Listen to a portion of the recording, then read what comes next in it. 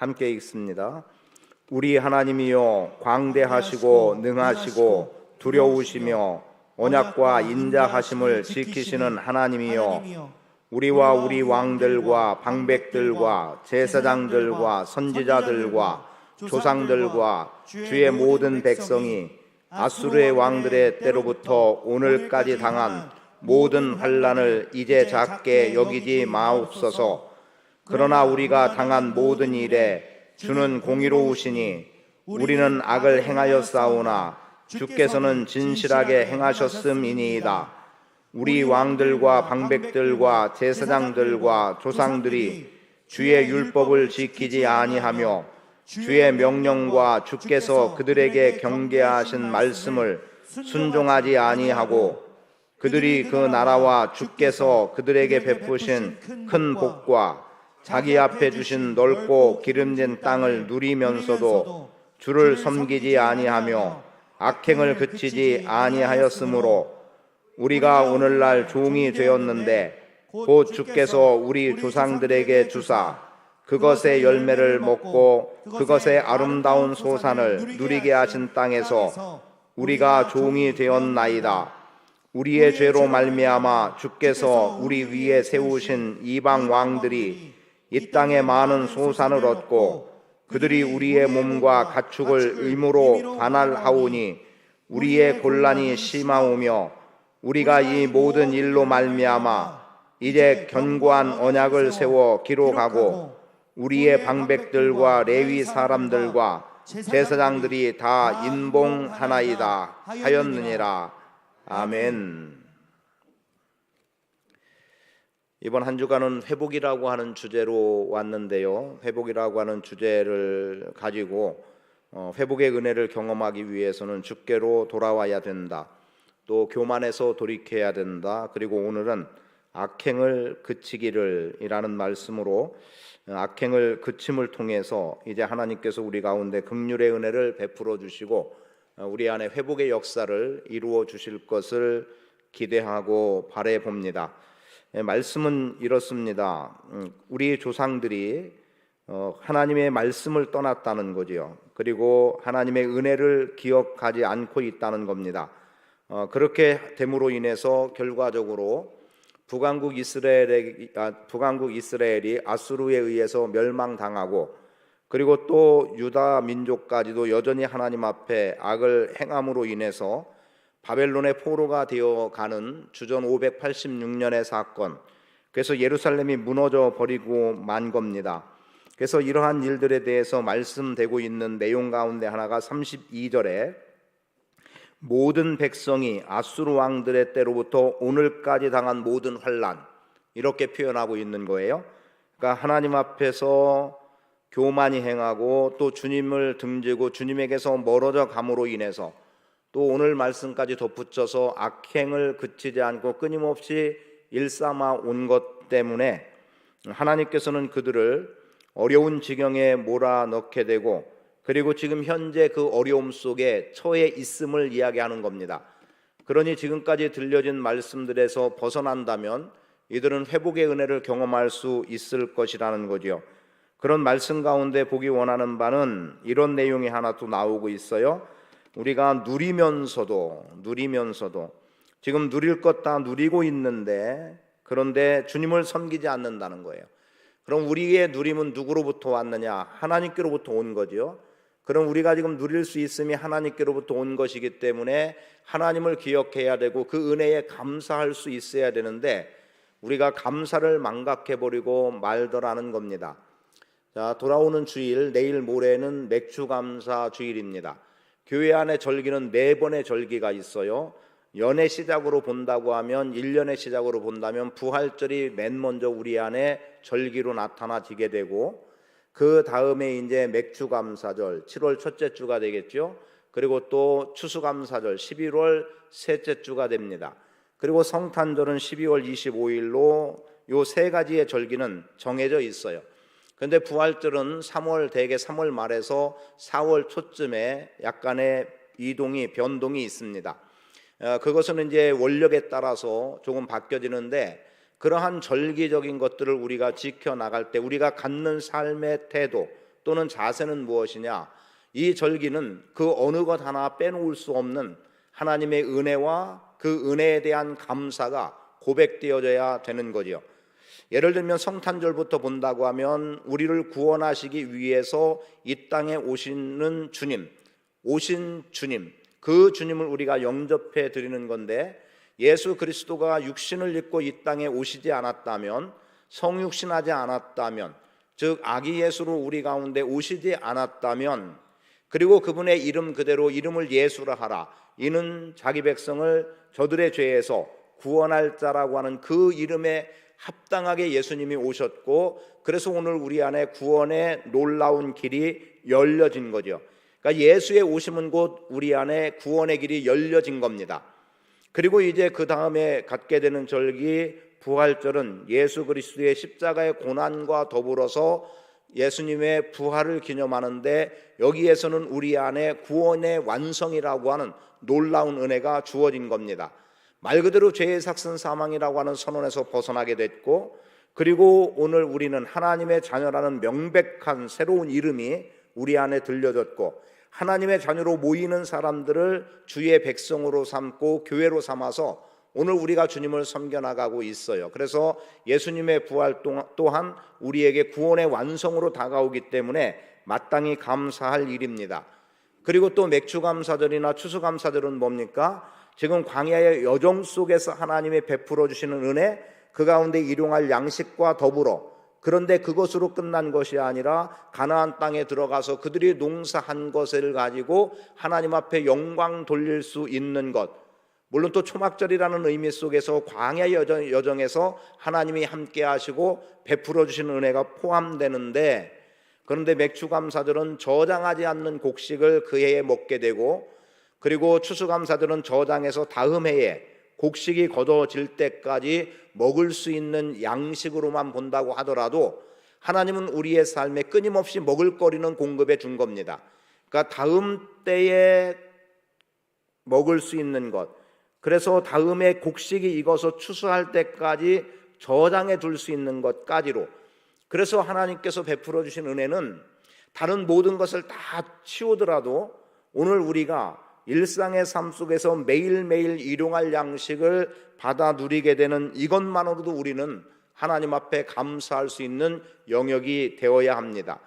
그리고 엄밀히 말하면 어느 절기 하나 우리가 소홀히 할 수 없다는 것이고, 또 어느 절기가 더 크고 적음을 떠나서 우리는 동일한 기준으로 하나님 앞에 감사로 나가는 삶의 태도들은 무엇보다 필요합니다. 35절 말씀을 보세요. 그들이 그 나라와 주께서 그들에게 베푸신 큰 복과 자기 앞에 주신 넓고 기름진 땅을 누리면서도 주를 섬기지 아니하며 악행을 그치지 않았다. 34절에서는 우리 왕들과 방백들과 제사장들과 조상들이 주의 율법을 지키지 않았다. 여러분, 악행은 어디로부터 나오느냐? 첫째, 율법을 지키지 않는 가운데 악행은 드러나게 되어 있습니다. 두 번째는 하나님의 은혜를 망각하는 것에서 악행은 드러나게 되어 있어요. 이것이 하나님의 은혜다, 하나님의 말씀이 이렇게 우리를 교훈한다는 것에 명확한 기준으로 살아가면 우리가 악행을 일삼을 일도 없고 은혜에 대해서는 감사일 뿐이지 거기에 악한 행위가 드러날 일이 없는 겁니다. 그런데 지금 이들은 악을 행하고 있다는 겁니다. 그래서 오늘 여러분 안에 혹여라도 악을 행하는 일들, 소위 악행이라고 일컬어질 수 있는 일들이 내 안에 있는가를 점검하고, 그러한 문제가 있는 것에서부터 여러분들이 떠나고 벗어날 수 있게 되기를 축복합니다. 그래서 성경에 나와 있는 몇 사람을 한번 좀 보기 원하는데, 그 중에 하나가 아합과 이세벨이라고 하는 사람입니다. 이들은 부부죠. 2주 전에 여러분들에게 엘리야 시대 때 있었던 사건을 말씀드렸기 때문에 길게 말씀드리지 않겠지만, 그 사건이 있은 이후에 지금 왕이 전쟁에 승리를 하고, 그리고 이제 그 승리로 인해서 지경이 확장된다는 의미가 되기도 하겠고, 또는 더 견고하고 안전하다는 의미가 될 수 있고, 그리고 성중의 사람들이 더 많아지고 왕궁에, 특히 왕궁의 사람들이 더 많아진다는 의미를 한번 가져보세요. 그런 속에서 지금 이 아합 왕에게 있어서 어떤 일이 있냐면, 왕궁에 있는 가까이에 아합의 왕궁 가까이에 나봇이라고 하는 사람의 포도원이 있었습니다. 그런데 이 아합 왕의 생각해 보니 어때요? 그 포도원이 탐나는 거예요. 아마도 포도 결실이 잘 맺어지거나 이런 것들이 됐겠죠. 그리고 분명히 아합 입장에서는 전쟁의 승리가 곧 왕궁의 확장이라고 본다고 한다면 지금 채소를 심기 위해서 채소 때문에 그 땅을 나에게 달라고 요청을 해요. 그런데 거저 달라는 게 아니라 삭슬 지불해 주겠다라고 분명히 아합이 이야기합니다. 그렇게 볼 때 아합을 굳이 악하다라고 말할 수 있는 영역은 거기서는 보이지 않아요. 그런데요, 나봇이 이 일에 대해서 거절을 하죠. 이것은 하나님이 우리 조상에게 주신 땅이고 이 땅을 내가 설령 당신이 왕이라 할지라도 조상으로부터 특히 하나님이 주신 것을 왕에게 넘겨드릴 수 없습니다. 어떠한 삭슬 준다고 해서 넘겨드릴 땅이 아니라는 걸 분명히 아는 거예요. 그런데 아합의 반응이 참 어처구니 없는 반응이 나오죠. 그것 때문에 근심하고 있어요. 아니, 어쩌면 내 백성이에요. 내 신하죠. 어쩌면이 아니라 당연히 내 백성이고 내 신하, 내 수하에 있는 사람이라고 보면 되는 거죠. 왕이 함부로 할 수 없는 것 사실은 없어요. 다만 땅이라는 개념은 하나님께서 허락하신 것이기 때문에 그것을 아합 왕도 알고 있기 때문에 그래서 그 땅을 임으로 차지하고 강제로 빼앗을 수 없는 것 이미 그는 알기 때문에 정당한 삭슬을 주겠다고 했던 겁니다. 그러나 땅의 주인이 원치 않으면 아무리 왕이라고 하더라도 그것을 자신의 소유로 취할 수 없는 겁니다. 그런데 이게 근심이 되어서 마치 어린아이 같이 아주 이렇게 애들이 땡깡 부린다고 하나요? 이런 것 같은 상황에 놓여 있는 겁니다. 근데 그의 아내 이세벨은 이방 여인이었죠. 바알과 함께하는 자의 딸이라는 딸 이세벨이었어요. 그래서 이스라엘의 그 바알 섬김이 아주 만연해 있었다는 걸 말씀드렸잖아요. 근데 이 이방 여인이 이세벨이 볼 때 이스라엘의 정략 결혼으로 아합의 아내가 됐지만 자기가 볼 땐 이건 있을 수 없는 일이에요. 왜냐하면 자기 나라에서는 그냥 왕의 명령 하나면 다 왕의 것이 될 수 있고 그리고 그 땅 전부가 다 왕의 건데 어디 왕이 요구하는데 줄 수 없어요? 그래서 이세벨이 왕이요, 걱정하지 마십시오. 나봇의 포도원 왕에게 드리겠습니다. 그리고 이제 모략을 세우는 거예요. 그래서 지금 나봇의 관할에 있는 장로들에게 서신을 보내는 겁니다. 그래서 소집을 해놓고 나봇을 불러놓고 거기에 불량한 증인을 둘을 세워가지고 거짓으로 나봇이 하나님을 배역하고 있다라고 하는 거짓으로 지금 나봇을 그 자리에서 죽게 만들어요. 죽이는 겁니다. 그리고 이제 나봇의 포도원을 이제 이세벨이 취하게 되는 거죠. 이세벨이 취한다고 하지만 결국 그것은 누가 취하는 겁니까? 아합이 취하고 있어요. 무슨 말이냐? 아합에게 가서 왕이요, 나봇 죽었습니다. 그러니 그 포도원 왕의 것입니다. 왕이 차지하면 됩니다. 이렇게 차지해버리고 말죠. 이런 것이 악행이에요. 여러분, 악행을 굳이 어떤 죄와 구분해 본다면 이런 악의적인 의도를 가지고 누군가의 피해를 주고 상해하고 하는 이런 행위들이 일어나고 있다는 거죠. 사실 이런 것들은 오늘 우리 주변에도 일어나고 있습니다. 왜냐하면 누구를 어떻게 하지 않으면 내가 그 자리에 설 수 없다는 생각들 때문에라도 끊임없이 사람들에게 악을 일삼는 일들이 일어나고 있어요. 그런데 그러한 아합과 이세벨에게 열왕기상 21장 19절은 이렇게 기록합니다. 네가 죽이고 또 빼앗았느냐? 여호와의 말씀이 개들이 나봇의 피를 핥은 곳에서 내 피 곧 내 몸의 피도 핥으리라. 무슨 말이냐면 나봇을 죽여서 포도원에다 집어 던져버렸어요. 그러니까 개들이 그의 피를 핥았다는 말이 나온 겁니다. 그런데 그대로 이세벨과 아합에게도 그런 일이 일어날 것이라고 하나님은 말씀하고 있는 거예요. 악행은 이렇게 무서운 겁니다. 악행은 자신이 행한 것에 대한 결과를 그대로 본다는 거예요. 여기서는 똑같다라는 의미를 가져도 좋아요. 내가 이렇게 행했으면 나도 그렇게 당한다. 이런 의미로 받아들인다면 오늘 우리의 악행은 멈춰질 수 있다고 봅니다. 어떤 죄의 문제는 그 죄의 문제에서 다분히 어떤 결과를, 죄의 대가를 지불해야 되는 문제가 있지만, 악행은 내가 행한 것과 똑같은, 아니면 내가 행한 것보다 더한 결과로 내게 문제가 될 소지들이, 그리고 그의 결과의 값이 주어진다고 생각하면 오늘 우리는 악행을 그칠 수 있습니다. 말씀드린 대로 율법을 지키지 않고 은혜를 기억하지 않으니까 이런 악행들이 나타나게 되는 겁니다. 그런 가운데 또 생각나는 사람, 한번 언급한 사람입니다. 새벽엔가 언급했는데, 같은 측면에서 악행이라고 볼 수 있는, 이것은 교회 내에서의 악행입니다. 어디에 나오고 있냐면 요한 3서에 나와 있는 사람이에요. 그게 뭐냐면 디오드레베라고 하는 사람과 더메드리오라고 하는 두 사람의 내용이 나옵니다. 그런데 디오드레베에 대해서 장로 사도 요한이 가이오 장로에게 편지를 하면서 무엇라고 말하냐면, 디오드레베는 우리를 영접하지 않았다. 그리고 우리를 영접하려고 하는 사람들을 오히려 교회에서 내쫓았다. 이런 표현들이 나옵니다. 그런 표현들과 함께 나오는 이 디오드레베, 악행이죠. 하나님의 복음의 말씀을 증거하는 일에 있어서 사도 바울에게 있어서 많은 동역자들이 있었던 것 아시죠?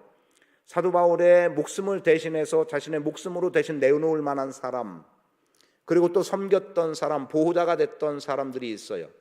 그런데 지금 디오드레베는 복음의 말씀을 전하는, 수은의 선교하는, 그래서 한 곳에 정착하지 않고 복음을 가지고 여기저기 떠돌이처럼 다니면서 복음을 전하는 그들을 자기들에게 왔을 때, 그 교회에 왔을 때 기꺼이 영접해 드려야 되는데 그리하지 않는 거예요. 악행입니다. 더군다나 내쫓았다는 것 아닙니까? 섬기려고 하는 사람들을 오히려 내쫓는 행위, 악한 거죠. 자기가 섬기지 않으면 자기 섬기지 않는 것으로 멈춰야 되는데 오히려 섬기는 자들을 섬기지 못하게 교회에서 내쫓았다. 주님께 충성하고 헌신하려고 하는 사람들, 자기가 못한다고 해서 하지 못하게 하고 안 하는 일들, 여러분 가만히 들여다보세요. 교회 안에 이런 일들은 부지기수로 일어납니다. 예를 들어서 이런 것들이죠. 선교하는 거예요. 선교하기 위해서 우리가 후원합시다, 헌금합시다. 그런데 내가 헌금할 의지가 없고 내가 하기 싫으니까, 아니 그걸 왜 헌금하냐, 자기 돈으로 가면 되지, 왜 후원하냐, 가는 사람들이 다 하면 되지. 이렇게 해서 근본적으로 선교의 일들을 막아버리는 이러한 일들도 일어나고 있고, 교회에 어떤 시설을 하든 뭘 하든 이런 일들이 사실은 교회 안에도 일어나고 있어요. 그러니까 이런 것들이 결국은 악함이다. 지금 아합과 동일한 태도, 이스라엘과 동일한 태도를 갖고 있는 사람이 신약에 와서 굳이 찾는다면 디오드레베 같은 사람이에요. 그런데 더메드리오라고 하는 사람은 그렇지 않았기 때문에 그에 대해서 더 많은 설명을 하고 있지는 않지만 그의 행함이 인정되고 있는 것들을 보게 되죠. 저는 여러분들이 악행을 일삼는 사람이라고 보지 않습니다. 그러나 내가 모르는 가운데 악을 행하고 있는 일들이 있다고 하면 지금 그 일이 생각나게 하셔서 그 부분에 대해서 회개로 나간다면 우리 안에 회복의 역사는 일어나리라고 믿습니다.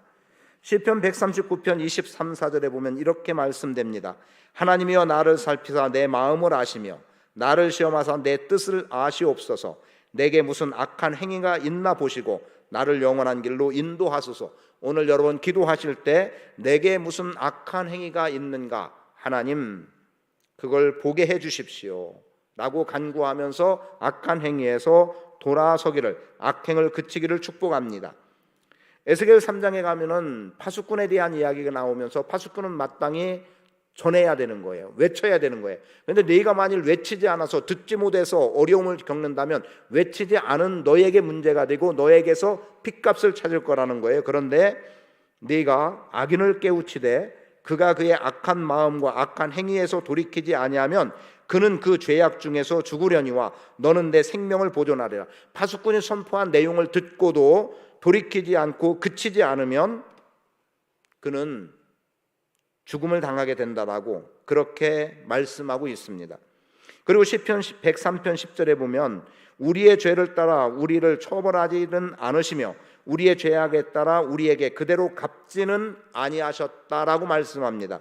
그러면서 그것은 하나님의 인자하심이 크고 아버지가 자식을 긍휼히 여김같이 하나님이 우리를 긍휼히 여기시기 때문에 여호와를 경외하는 자들에게 긍휼을 베푸시기 때문에 그래서 죄값대로 처벌하지 않고 죄악을 따라 우리를 그대로 갚지 않으시는 하나님이라고 말씀하는 거예요. 그게 우리는 지금까지 보았던 내용 속에서 긍휼에 풍성하신 하나님이었죠. 오늘 여러분 안에 긍휼에 풍성하신 하나님께서 여러분의 죄를 따라 처벌하지 않고 죄악을 따라 그대로 갚지 않는 은혜가 있기를 바라고, 그리고 악행이 생각나게 하셔서 내가 악행인 줄 모르고 했던 것까지도 하나님 보시기에 선함이 아니라면 그것까지도 기억나게 하셔서 돌이킬 수 있는 은혜가 있기를 축복합니다. 나에게 무슨 악행이 있는가 보시고 나를 영원한 길로 인도하소서. 이 말씀이 여러분을 주장해 나갈 수 있게 되기를 축복합니다.